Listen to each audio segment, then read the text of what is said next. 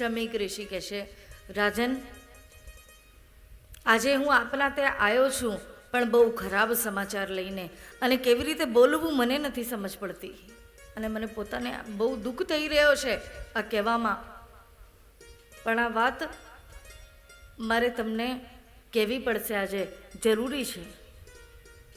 પરીક્ષિત કહે છે, પ્રભુ, પહેલાં તો મેં આપનો જે અપમાન કર્યો છે એની હું ક્ષમા માંગુ છું, પણ હું ક્ષમાને પણ યોગ્ય નથી, એવો અપમાન મેં કર્યો છે. શમીક ઋષિ કહે છે કે પરીક્ષિત, મારો પુત્ર શૃંગી બાળક છે, નાનો છે, હજી એનામાં એટલી બધી બુદ્ધિ નથી, એટલે આવેશમાં આવીને એણે તમને શ્રાપ આપી દીધો છે કે 7 દિવસ પછી તક્ષકના કરડવાથી તમારું મૃત્યુ થઈ જશે, એટલે મને ક્ષમા કરજો પરીક્ષિત. આ સાંભળીને પરીક્ષિત પ્રસન્ન થઈ ગયા કે પ્રભુ, મેં હમણાં જ વિનંતી કરી કે મને દંડ આપો, અને આપે મારી વાત સાંભળી લીધી. મારા જેવો ભાગ્યશાળી આ સંસારમાં કોઈ નથી. એટલા પ્રસન્ન થયા છે. અને હવે જ્યારે ખબર પડી ગઈ છે કે 7 દિવસ પછી મૃત્યુ છે, આપણને તો એ બી ખબર નથી કે 7 દિવસ પછી મૃત્યુ છે કે આજ સાંજે કે કાલ સવારમાં, કોઈ નથી જાણતું. એટલે પરીક્ષિતે દરેક વસ્તુનો ત્યાગ કરી અને પયોવ્રત લઈ લીધું છે, અને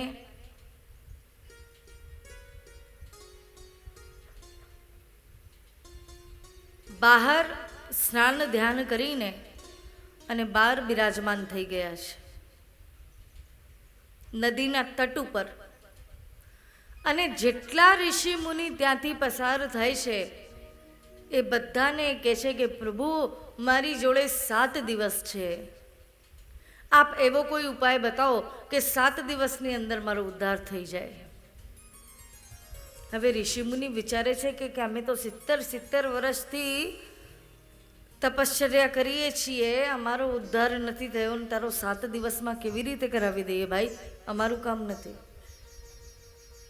એટલે બધા જેટલા ઋષિ મુનિ આજુબાજુમાં હતા, આ ખબર સાંભળીને કે પરીક્ષિત જોડે આવું થયું છે, બધા પરીક્ષિતને મળવા ત્યાં આવ્યા છે, પણ કોઈની જોડે પરીક્ષિતના પ્રશ્નનો કોઈ ઉત્તર નથી.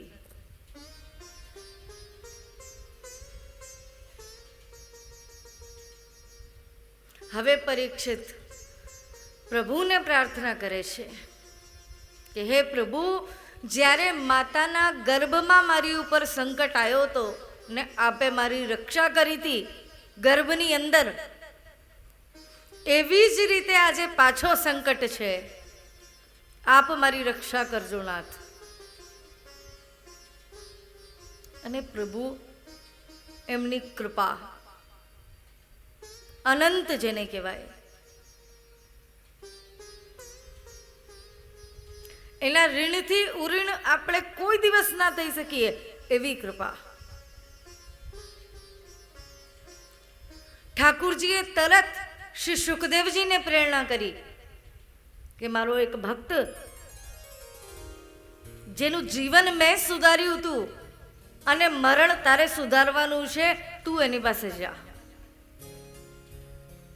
અને શ્રી સુખદેવજી તો પોતે કૃષ્ણના સ્વરૂપ જ છે, 24 અવતારોમાંથી જ.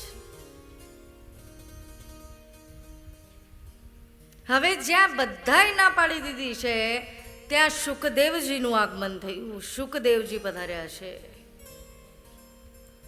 સુખદેવજીનું સ્વરૂપનું વર્ણન જે અહીંયા આવે છે, ભાગવતકાર લખે છે કે એક વખત તો તમે જુઓ તો એટલા તેજસ્વી છે કે ખબર નથી પડતી કૃષ્ણ છે કે કોણ છે.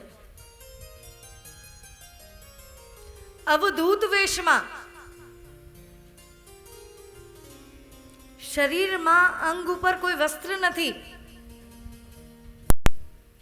બાળકો બધા મસ્કરી કરે છે, કોઈ પથ્થર ફેંકે, કોઈ હાથમાં ધૂળ લઈને ઉડાડે, પણ સુખદેવજી પોતાની મસ્તીમાં, પોતાની ભક્તિમાં મસ્ત છે.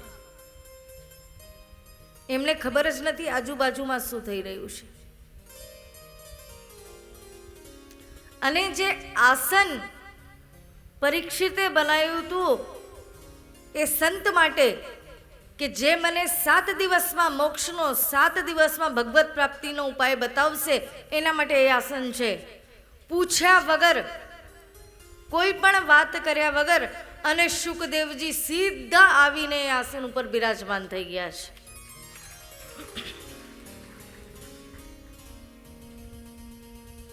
એવા શ્રી શુકદેવજી.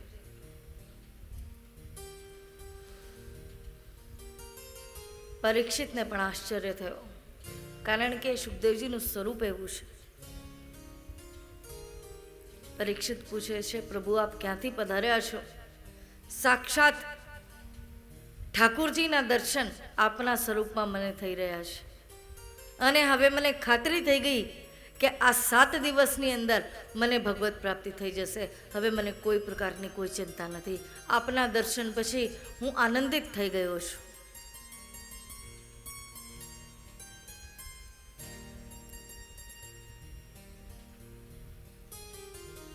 એટલે કોઈ વખત જીવને એમ થાય કે આપણે આ બધું કરીએ છીએ. આપણે ડૉક્ટર પાસે જઈએ દવા લેવા માટે, અથવા તો કોઈ ઓપરેશન હોય, ઓપરેશન કરાવવા માટે, અને એ ઓપરેશન સક્સેસફુલ થઈ જાય, બહુ વ્યવસ્થિત થઈ જાય, અથવા તો એની દવાથી કોઈ આપણું રોગ મટી જાય, તો આપણે રાજી થઈ જઈએ છીએ કે વાહ ભાઈ વાહ, આ ડૉક્ટર બહુ સારો છે. 3 દિવસ મેં દવા લીધી અને એમને સારું થઈ ગયું, કે ઓપરેશન એવો સરસ ઓપરેશન કરી આપ્યો કે મને હવે કોઈ તકલીફ નથી. અરે પણ એ ડૉક્ટર તો માધ્યમ છે, માધ્યમ માત્ર છે. આ કાર્ય કરે છે કોણ? પરમાત્મા, જે કોઈને દેખાતો જ નથી. કારણ કે એને જોવા માટે એક અલગ દ્રષ્ટિ જોઈએ. એ દ્રષ્ટિ આપણી પાસે છે જ નહીં.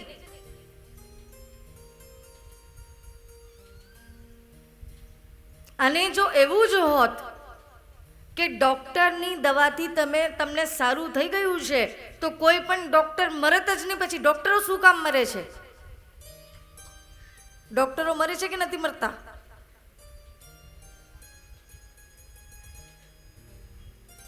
એટલે આપણને એમ થાય છે કે આપણે આ કાર્ય કર્યું, પહેલા એ આ કાર્ય કર્યું, પણ નહીં. આ જગતમાં દરેક કાર્ય કોણ કરી રહ્યું છે?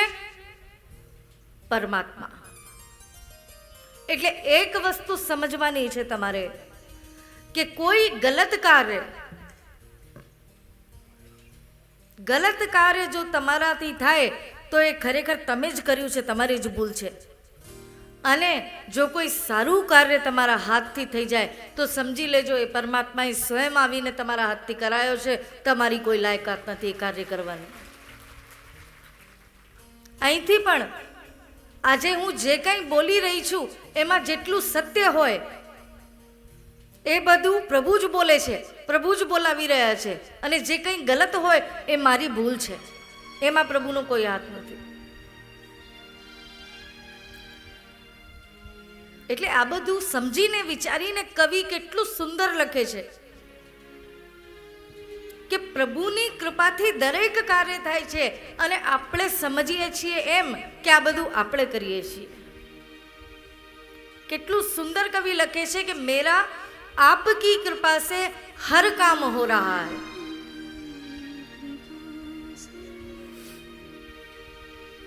सब काम हो रहा है मेरा आपकी कृपा से सब काम हो रहा है मेरा आपकी कृपा से सब काम हो रहा है करते हो तुम कन्हैया मेरा नाम हो रहा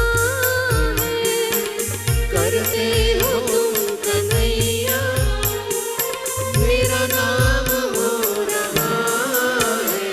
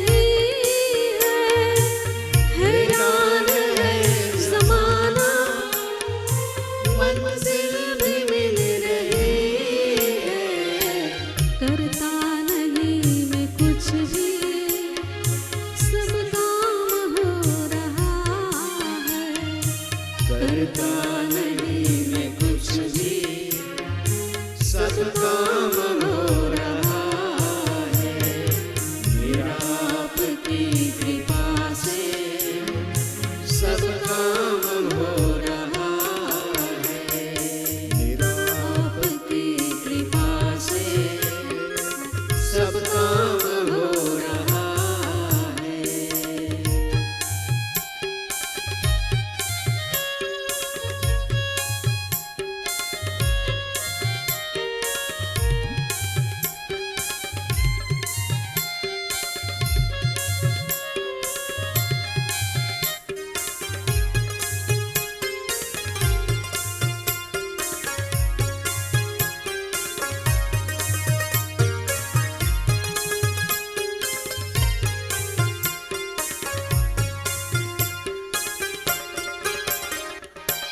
मैं तो नहीं हूँ काबिल, तेरा पार कैसे पाऊँ। मैं तो नहीं हूँ काबिल, तेरा पार कैसे पाऊँ। टूटी हुई वाणी से गुणगान कैसे गाऊँ। टूटी हुई वाणी से गुणगान कैसे गाऊँ। तेरी प्रेरणा से ही सब ये कमाल हो रहा है। तेरी प्रेरणा से ही सब ये कमाल हो रहा है। मेरा आपकी कृपा से सब काम हो रहा है। मेरा आपकी कृपा से सब काम हो रहा है।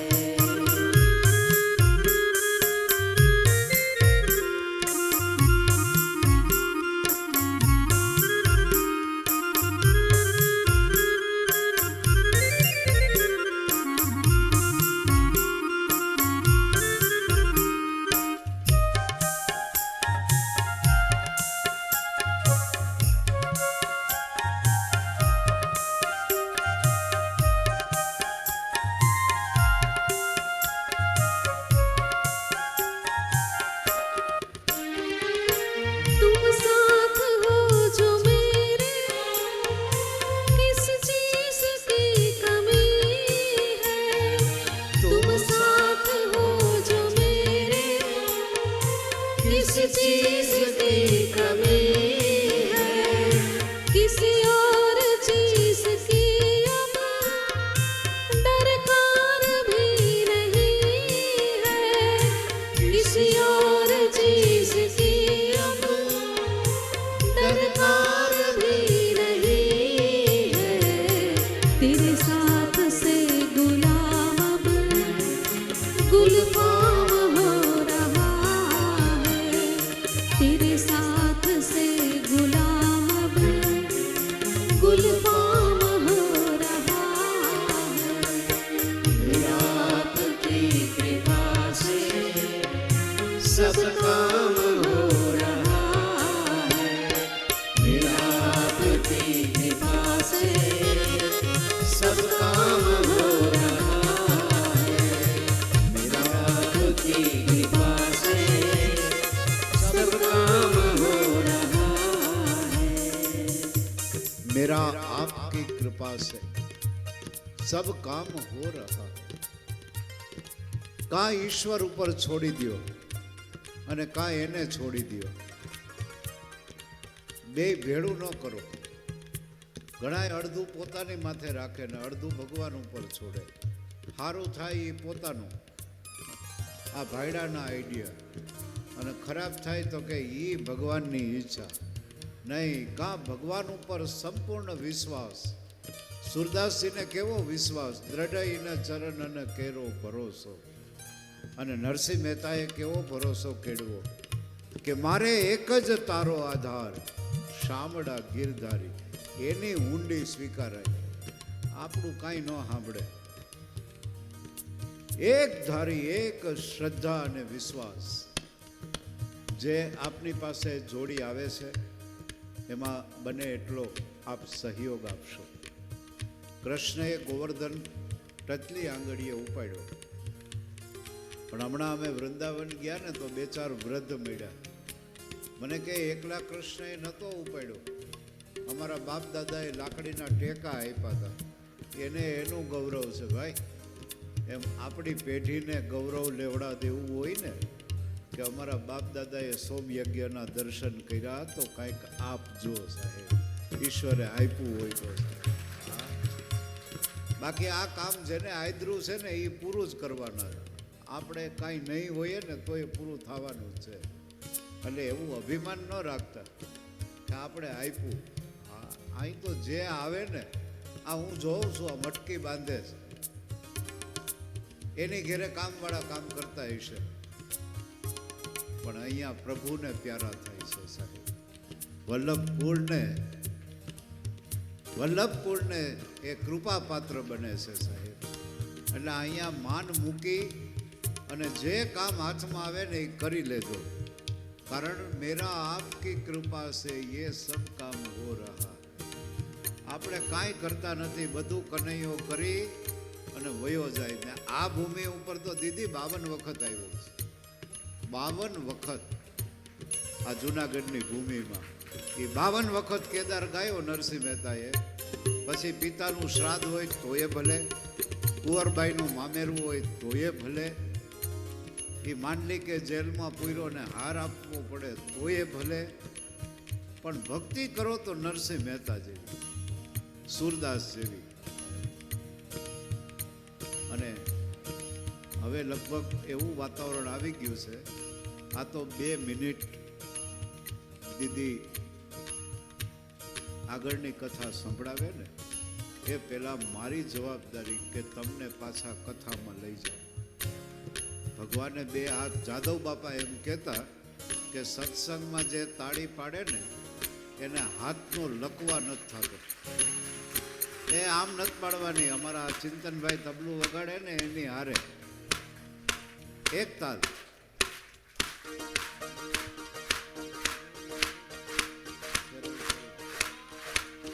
ઓહો બહુ ભાગો ભાગોમાં ભાગોમાં ભાગોમાં. હાલો મારી હારે ગાજો. કૃષ્ણ ગોવિંદ ગોવિંદ ગોપાલ નંદલાલ, કૃષ્ણ ગોવિંદ ગોવિંદ ગોપાલ નંદલાલ, રાધે ગોવિંદ ગોવિંદ ગોપાલ નંદલાલ, રાધે ગોવિંદ ગોવિંદ ગોપાલ નંદલાલ.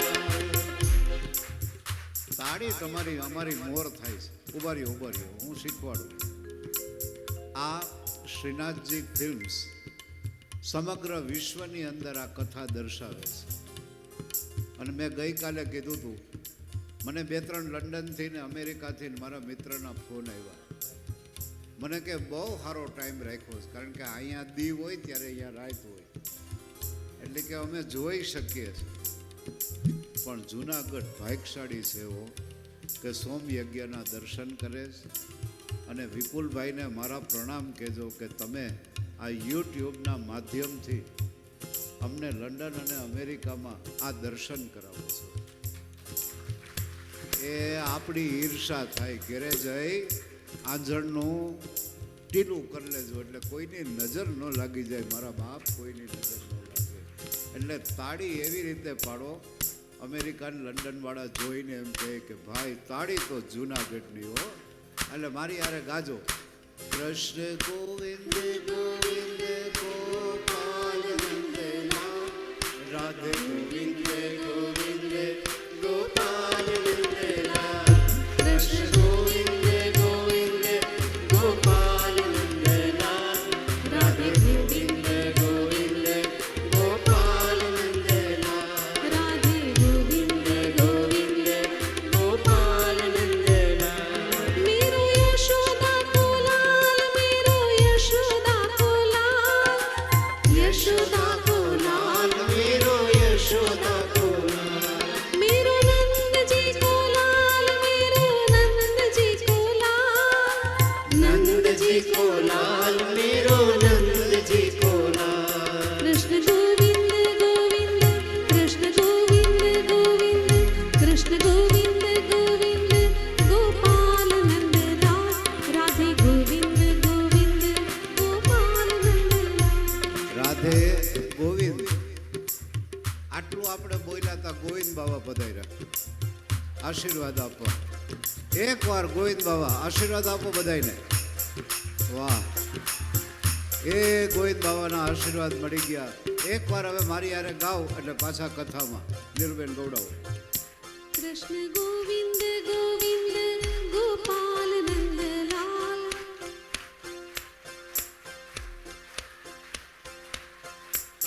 ક્યાં અવાજ વયો ગયો? નીરુબેન ગવડાવે પછી ગાજો. કૃષ્ણ ગોવિંદ ગોવિંદ ગોપાલ નંદલાલ.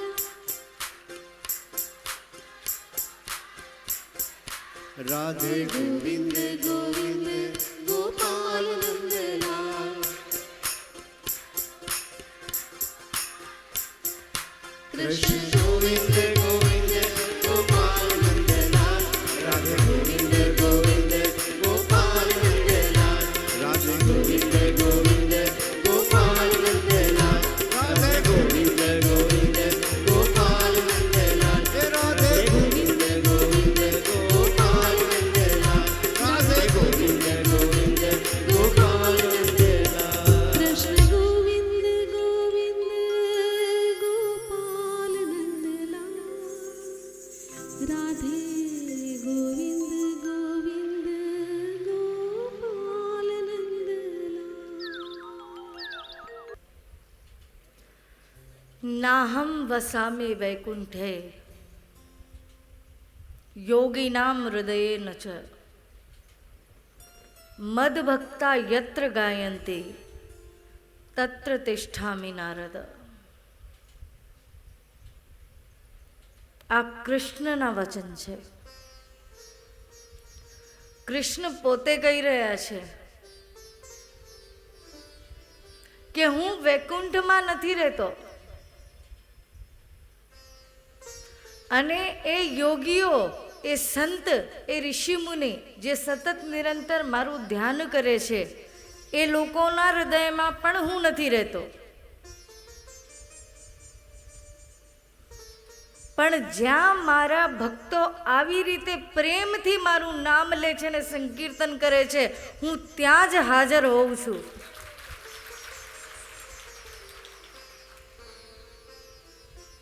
એટલે દેખાય કે ના દેખાય, અહીંયા જ ક્યાંક પ્રભુ વચ્ચે, કારણ કે ભાગવતજી બિરાજે છે એટલે 100% બિરાજમાન હશે જ.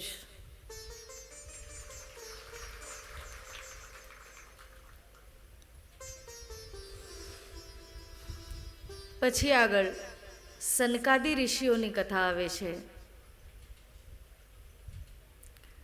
કે સનકાદી ઋષિ બ્રહ્માજીને કહે છે કે અમે આખા જગતની અને બધા લોકોની પરિક્રમા કરી, પણ કોઈ જગ્યા એવી ના મળી કે જ્યાં કામ ના હોય, ક્રોધ ના હોય. એવી કોઈ જગ્યા અમને દેખાઈ જ નહીં. એટલે બ્રહ્માજી પૂછે છે કે તમે લોકો ગોલોકધામ ગયા? તો સનકાદી ઋષિ કહે છે કે નહીં, ગોલોકધામ અમે નથી ગયા. એટલે પછી બ્રહ્માજીના કહેવાથી, અને બ્રહ્માજી માર્ગ બતાવે છે ગોલોકધામ જવાનો, અને સનકાદી ઋષિઓ ગોલોકધામમાં પધારે છે. ગોલોકધામના દ્વાર ઉપર સનકાદી ઋષિ પહોંચી ગયા છે. હવે ગોલોકધામ જવું કંઈ સહેલું થોડી છે, એ તો બહુ દુર્લભ વસ્તુ છે.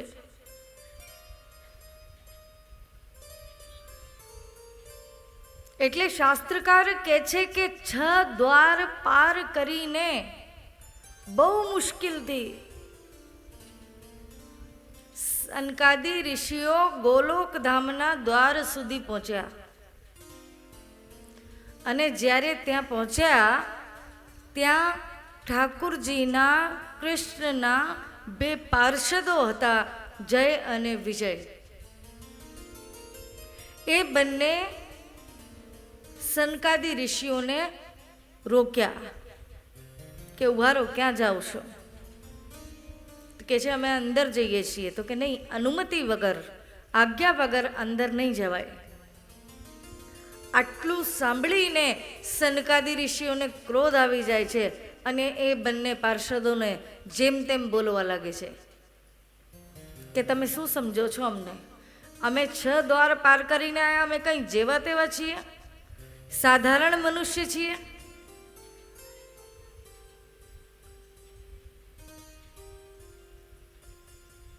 અને અંદર નહીં જવા દો એટલે શું? તમારી આજ્ઞાનું પાલન અમારે કરવાનું હોય? આવી રીતે જ્યારે સનકાદી ઋષિઓ ક્રોધમાં જય વિજય જોડે વાત કરતા હતા, એ વાતો બધી પ્રભુ અંદરથી સાંભળી રહ્યા છે. પ્રભુ કંઈ બોલ્યા નહીં.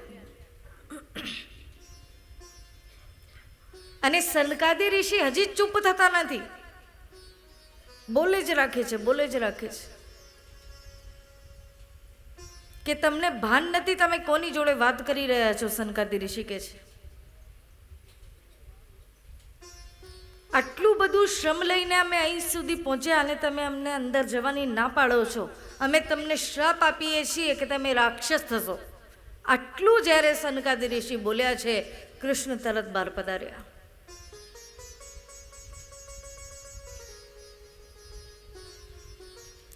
કૃષ્ણ બહાર પધાર્યા.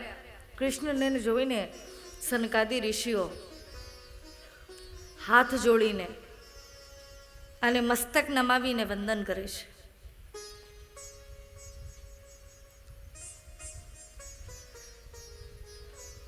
પણ કૃષ્ણની નજર જેને કહેવાય કે કૃષ્ણની દૃષ્ટિ નીચી છે. કૃષ્ણ સામું નથી જોતા.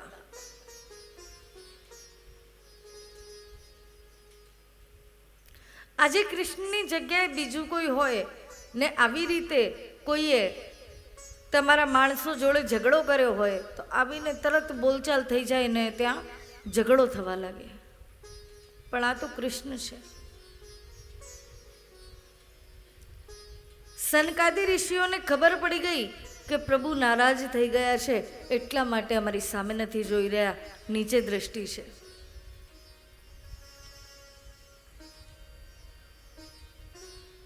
સનકાદી ઋષિ કહે છે પ્રભુ અમને ક્ષમા કરો, અમે ક્રોધમાં આ બધું કહી દીધું. આપ તો દયાલુ છો પ્રભુ, અમને ક્ષમા કરો. એટલે પ્રભુ કહે છે કે નહીં નહીં, આમાં કંઈ ક્ષમા માંગવાની કોઈ જરૂર છે જ નહીં, કારણ કે આપનું અપમાન એ મારું અપમાન છે અને આ લોકોએ અપમાન કર્યું છે, આપે દંડ આપી દીધું, કાંઈ વાંધો નહીં. ઠાકુરજી એમ કે છે. પણ સનકાદી ઋષિ રાહ શેની જોઈ રહ્યા હતા કે પ્રભુ એ લોકોને અંદર લઈ જાય, ગોલોક ધામમાં લઈ જાય, કારણ કે એના માટે તો આયા છે. પણ ઠાકુરજી પોતે બહાર આવી ગયા છે અને એ વિષયમાં કોઈ વાત જ નથી કરતા, અંદર જવાની વાત જ નથી કરતા. અને સનકાદી ઋષિઓને કહે છે કે પ્રભુ આપને જે યોગ્ય લાગ્યું આપે એ કર્યું, આપને યોગ્ય લાગ્યું આપે દંડ આપી દીધો, આપે શ્રાપ આપી દીધો, હું કાંઈ એમાં બોલવાનું નથી, જેવી આપની ઈચ્છા. એમ કરીને પ્રભુ ઊભા રહી જાય છે. એટલે સનકાદી ઋષિ સમજી જાય છે કે પ્રભુ અમને અંદર જવા નહીં દે હવે. અને ત્યાંથી જ પાછા એ લોકો પોતાના સ્થાન ઉપર જવા માટે નીકળી જાય છે. કારણ કે ગોલોક ધામ એવો ધામ છે જેના માટે ભાગવતકાર શાસ્ત્રકાર લખે છે યદ ગત્વા ન નિવર્તન્તે, કે એ તો જગ્યા એવી છે કે ત્યાં જઈને કોઈ પાછું આવતું જ નથી. એવી જગ્યા ઉપર સનત કુમારોને કેવી રીતે લઈ જવાય? કેમ? કારણ કે અંદર કોણ જઈ શકે છે? જેની અંદર કામ, ક્રોધ, લોભ, મોહ આ ચાર વસ્તુ ના હોય એ જ ગોલોકધામમાં જઈ શકે. અને હજી આ સનકાદી ઋષિઓમાં તો ક્રોધ બાકી છે, એ લોકોના હૃદયમાં ક્રોધ છે. તો એ લોકો ગોલોકધામમાં નથી જઈ શકતા.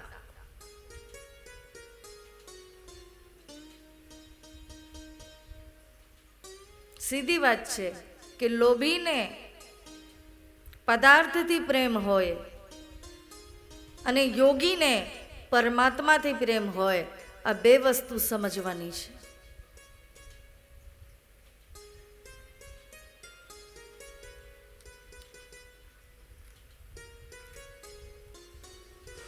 આપણે આપણો અમૂલ્ય સમય, અમૂલ્ય જીવન એમને એમ જે દિવસો નીકળતા જાય છે, વર્ષો નીકળતા જાય છે, અને આપણે પાછળ જોઈએ છીએ તો શું આપણે શું પ્રાપ્ત કર્યું? કાંઈ જ નહીં.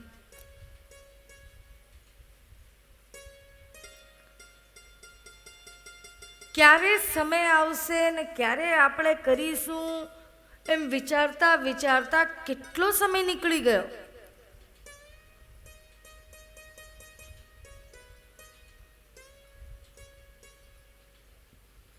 ક્યારે આ શરીરની અનુકૂળતા હશે મને એમ કહો.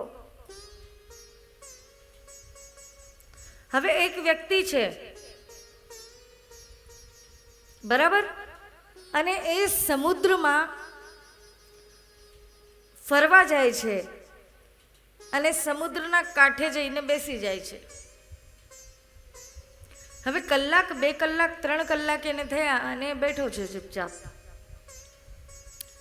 તો કોઈએ એને આવીને પૂછ્યું કે ભાઈ તું શું કરે છે? આ તો હવે રાત થવા આવી, અંધારું થઈ ગયું, તારે શું કરવાનું છે અહીંયા? તું કંઈ આનંદ લેવા આવ્યો છે કે શું કરવા આવ્યો છે? તો કે નહીં, હું નાહવા આવ્યો છું સમુદ્રમાં. તો કે બહુ સારી વાત છે, તો નાહી લે. ક્યાં સુધી બેસીશ? તો કે નહીં, હું રાહ જોઉં છું કે આ સમુદ્રની તરંગો સે પહેલા શાંત થઈ જાય તો હું નાહવા જાઉં.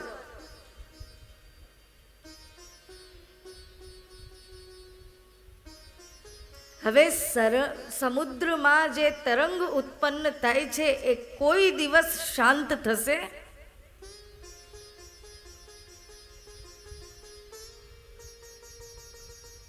એ જ આપણું જીવન છે.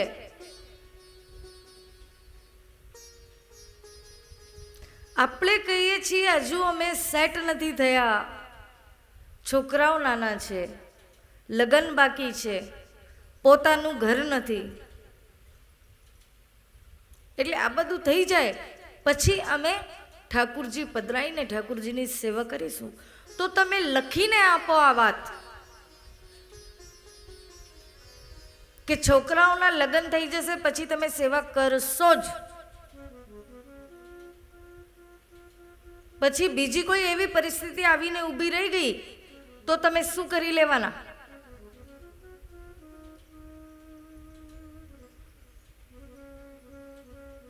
અને વહુઓને તો પસંદ જ નથી. આજકાલની છોકરીઓ જે ભણેલી ગણેલી હોય એ લોકોને ક્યાં પસંદ છે ઠાકુરજીની સેવા?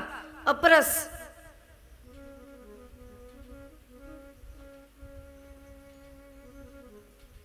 બોલો. પણ કદાચ જો સાસુમાં પહેલાથી પ્રભુની સેવા કરતા હોય અને એ જુએ કે ઘરમાં આ વસ્તુ પહેલાથી જ છે, તો કદાચ એ વહુ એ વાતાવરણમાં પોતાને ઢાળી લે અને એ ઘરના અનુરૂપ થઈને રહી શકે છે. પણ જ્યારે એ જુએ કે ઘરમાં કાંઈ છે જ નહીં, બધું ચાલે છે, અને પછી તમે એના આયા પછી આ બધું ચાલુ કરો, એ તમને નહીં કરવા દે.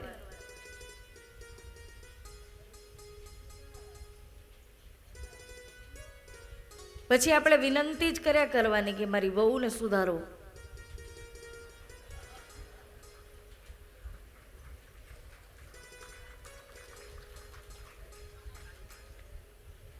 એ ઠાકુરજીની સેવા કરવા લાગે, મને થોડોક સહકાર આપે એવું કંઈ કરો, પછી કંઈ થાય.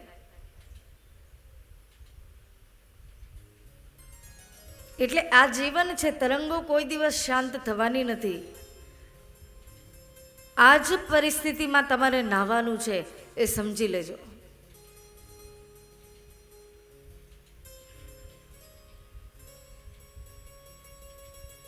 આજે આપણે બધાએ સમય કાઢ્યો અને આવી ગયા તો આવી ગયા, બાકી નહીં. તમે જો ઈચ્છા પ્રગટ નહીં કરો તો ઘરમાં તમે બેસી રહો તો બેસી રહો. કોઈ તમને હાથ પકડીને લઈ આવશે કે ઠાકુરજી તમને ખોળામાં ઉપાડીને અહીંયા મૂકી દેશે, એ તો કોઈ દિવસ થવાનું નથી. એટલે પ્રયાસ તો તમારે જ કરવો પડશે. એટલે આ જીવન છે.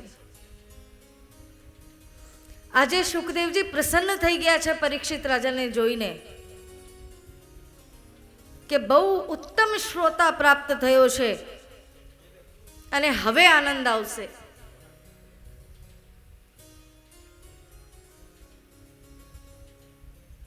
જેને ખરેખર પ્રભુને જાણવાની ઈચ્છા છે, જેને ખરેખર ભગવત પ્રાપ્તિની ઈચ્છા છે, આવો શ્રોતા પ્રાપ્ત થયો છે. એટલે સુખદેવજી બહુ આનંદમાં આવી ગયા છે. આજે વિચારે છે કે જેટલું જ્ઞાન મારા હૃદયમાં છે એ બધો ખોલીને હું પરીક્ષિતને આપી દઉં, કારણ કે આ શ્રોતા જે છે એ ઉત્તમ કક્ષાનો છે. એટલે જેવી તમારી કક્ષા. એક વાતના 4 અર્થ નીકળે છે, દરેક વાતના 4 અર્થ નીકળે છે. એ તમારી કક્ષા ઉપર નિર્ભર કરે છે એ 4 માંથી તમે કયો અર્થ લો છો.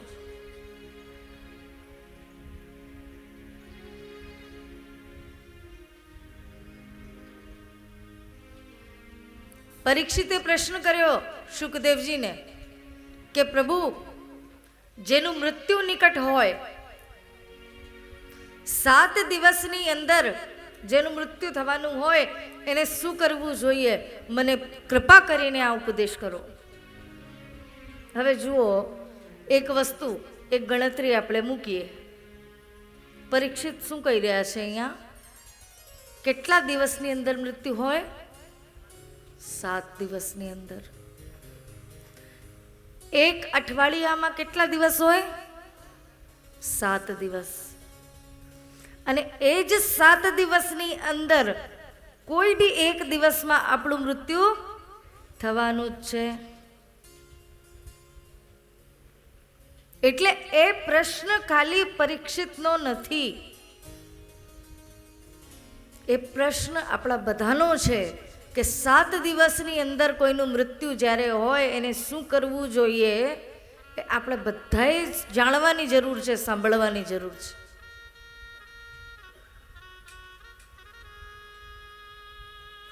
સુખદેવજી કહે છે કે ઉત્તમમાં ઉત્તમ પ્રશ્ન પરીક્ષિત તમે કર્યો છે અને હું હવે વિસ્તારથી એનો જવાબ તમને આપીશ, એ તમે સાંભળો.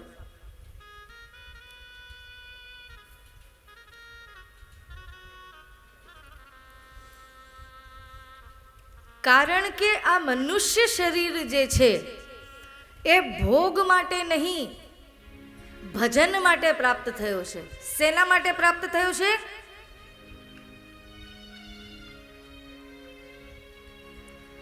નોકરી કરો, પૈસા કમાઓ, પોતાના ઘર પરિવારને સાચવો, પોતાની પત્નીને સાચવો, પોતાના બાળકોને ભણાવો.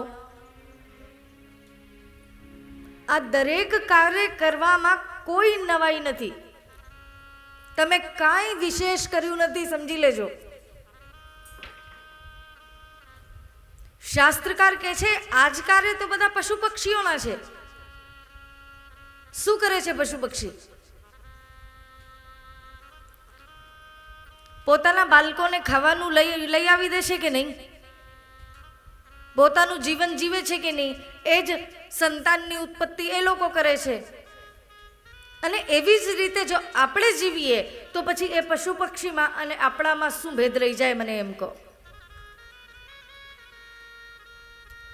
અને ઠાકુરજી પણ જુએ છે ઉપરથી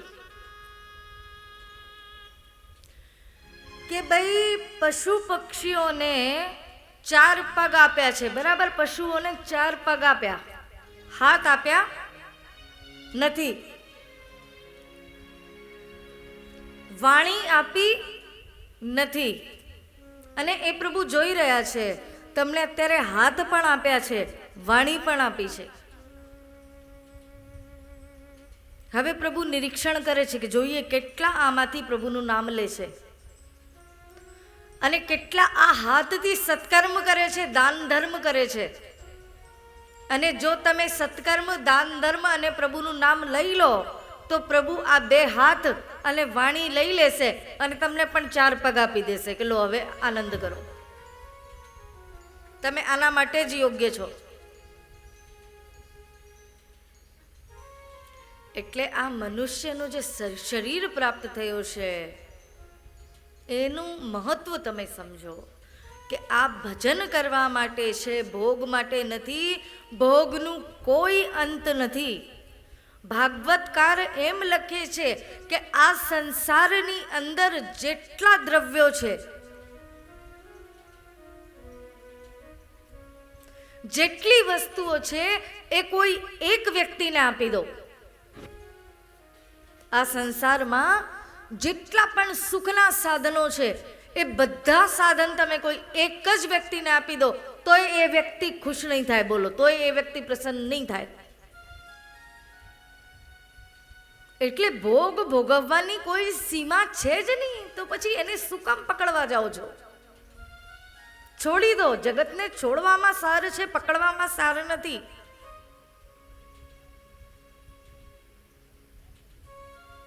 કોઈ આજે તમને કહે કે રાત્રિમાં બહુ સુંદર જન્માષ્ટમી છે પ્રભુ, આજે રાત્રિ જાગરણ કરીએ અને આનંદથી પ્રભુનું નામ લઈએ. આજે ઊંઘવાનું નથી કારણ કે પ્રભુનું પ્રાગટ્ય દિવસ છે.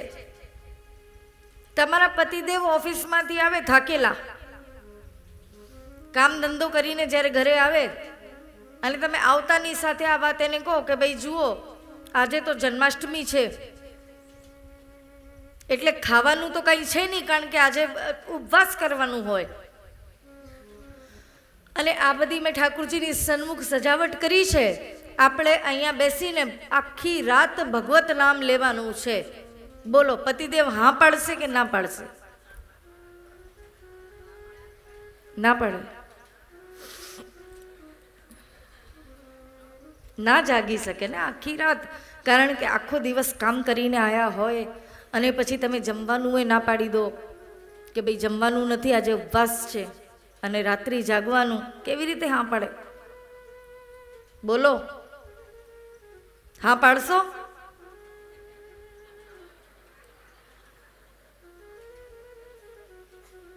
એક ઉપાય છે, આ લોકો હા પાડે. બોલો, બતાવું. હા, હવે પતિદેવ જ્યારે ઓફિસમાંથી ઘરે આવ્યા થાકેલા, એકદમ થાક લાગ્યો છે આખા દિવસનો, સવારથી કંઈ લીધું નથી, બરાબર? એટલામાં 4 માણસ તમારા ઘરે આવ્યા અને હાથમાં મોટા મોટા બેગ, આવડા મોટા મોટા થેલા છે, અને આવીને તમારા પતિદેવને આપી દેશે કે ભાઈ આ 20 બેગ જે છે એ પૈસાથી ભરેલા છે અને આખી રાતમાં બેસીને જેટલા તમે ગણી શકો એટલા તમારા.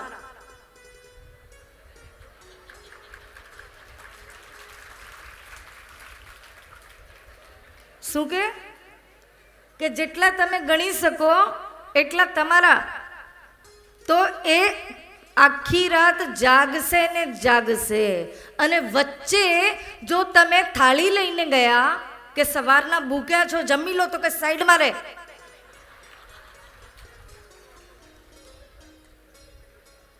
અત્યારે જમવાની મને કોઈ જરૂર નથી, દૂર રાખ, કાલે જમીશ, ભૂખ જ નથી.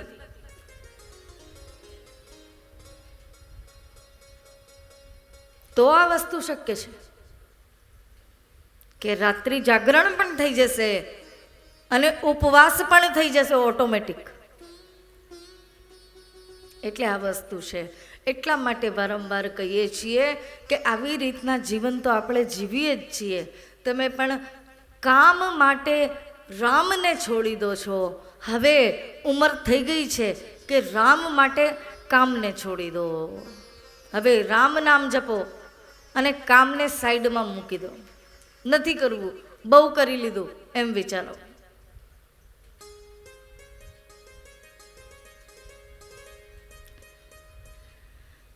એનું કોઈ અંત નથી. મન પ્રભુમાં સ્થિર થઈ જાય. જેમ શ્રી સુખદેવજીની દૃષ્ટિ જે છે એ પ્રભુમાં સ્થિર થઈ ગઈ છે. એમને ઠાકુરજી સિવાય કાંઈ દેખાતું નથી. આ જગતના કણ કણમાં પ્રભુના દર્શન થાય છે. એવી પરિસ્થિતિ જ્યારે આપણી થઈ જાય ત્યારે સમજી લેજો કે આપણે જીવનમાં જે સત્કર્મ કર્યા, જે દાન પુણ્ય કર્યું, એનું ફલ આપણને પ્રાપ્ત થયું છે. કારણ કે શાસ્ત્રકાર કહે છે કે દાન સિવાય આ કલિયુગમાં કોઈ સત્કર્મ બાકી રહ્યો જ નથી. દાનમ એકમ કલિયુગે. આ કલિયુગની અંદર જો કોઈ સત્કર્મ હોય તો એ માત્ર દાન છે. એના સિવાય કોઈ સત્કર્મ આપણે નથી કરી શકતા.